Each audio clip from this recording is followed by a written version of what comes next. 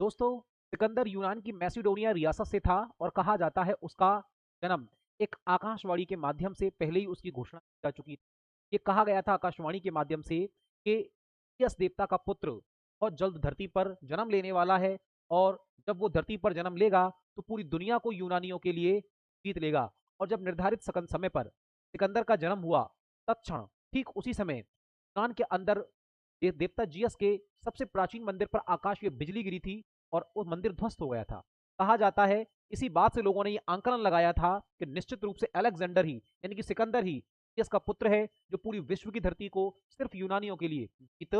देगा। और माना जाता है जब सिकंदर की परवरिश हुई और उसमें विश्व विजेताओं वाले लक्षण दिखाई दिए तो माना जाता है उसकी कई सौतेली माताओं ने अलेक्जेंडर यानी कि सिकंदर को मारने का प्रयास किया था, जैसे सांप से कटवाने का प्रयास, शेर के पिंजरे में धक्का देने का प्रयास या फिर पहाड़ पर से गिराने का प्रयास। अनेक प्रकार से सिकंदर की हत्या करने का प्रयास किया गया, लेकिन कभी भी कोई भी सिकंदर को मार नहीं पाया। लेकिन जो सिकंदर वहां पर मारा नहीं गया था, एटलीस्ट उसने एक ऐसा आयाम अपने गुरु अरस्तु के माध्यम से हासिल किया कि सिकंदर के अलावा दुनिया में और किसी भी नाम के साथ विश्व विजय लगाया नहीं जाता है। कहा जाता है भारत के अभियान के बाद जब सिकंदर भारत से लौटा और विभिन्न विभिन्न कूटनीति जैसे विषखुरानी, जैसे मौसमी परिवर्तन में बीमार हो जाना, जैसे लगातार युद्ध करने की वजह से थकान और अनेक कारणों से सिकंदर जब मरणासन्न बीमार हो गया और उसके उपचार करने के बाद भी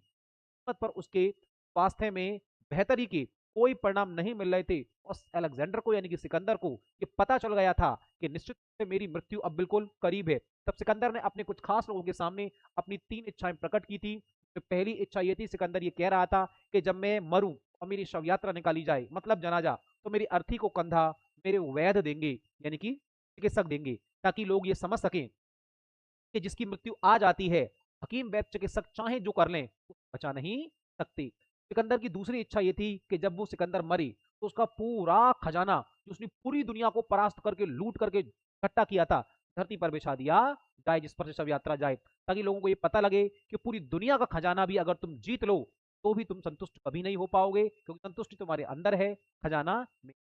हो सकती। सिकंदर की तीसरी इच्छा ये थी कि जब सिकंदर की मृत्यु हो और उसका जनाजा यानी कि शव यात्रा निकाली जाए तो उसके दोनों हाथ अर्थी से बाहर कुछ इस प्रकार से होने चाहिए ताकि ये दुनिया समझ जाए कि अंततः तुम पूरी दुनिया की संपत्ति भी जीत लोगे तो भी खाली हाथी आए थे और खाली हाथी जाओगे। एक तरफ सिकंदर का विश्व विजय, दूसरी तरफ सिकंदर की अंतिम दौर में इतनी अच्छी शिक्षा और उदारवाद के कारण ही सिकंदर के नाम के साथ महान सिकंदर लगाया जाता है।